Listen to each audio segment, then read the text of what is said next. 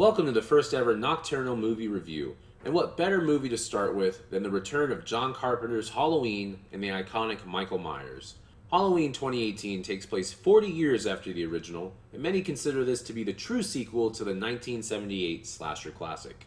I'm happy to say that Michael is back, and that's bad news for Haddonfield, Illinois.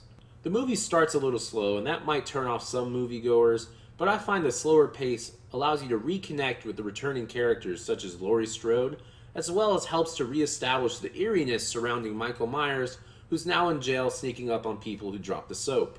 There's this constant build towards a final conflict between Laurie and Michael, and I have to mention the performance of Jamie Lee Curtis, who really brings out the fear and paranoia of her character, who's no longer an innocent teen in high school, but now some crazy doomsday prepper who's booby-trapped her house for a murderer from 40 years ago.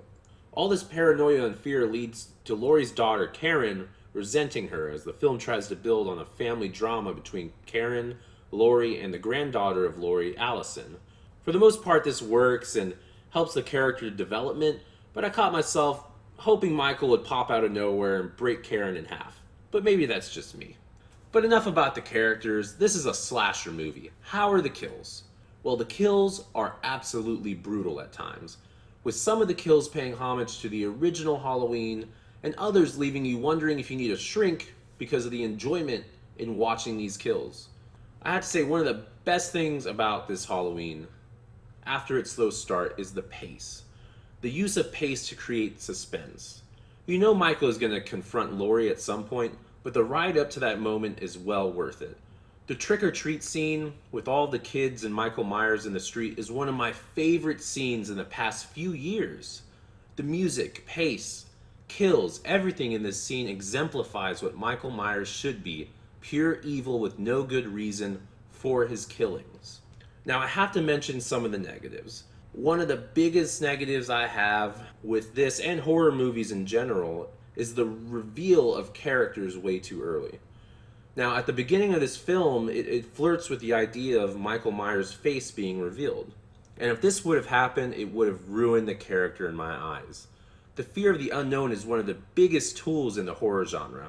And not knowing what your killer or monster looks like means it could be anyone, even your next door neighbor.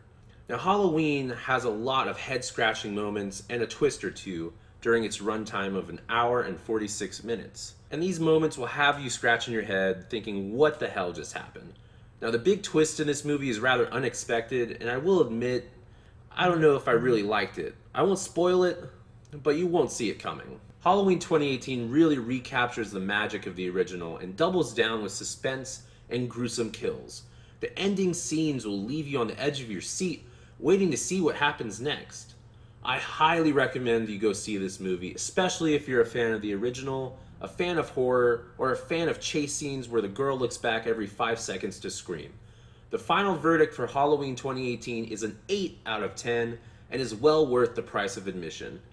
If you haven't already, please leave a like and subscribe for more content, and I'll see you on the next Nocturnal Review.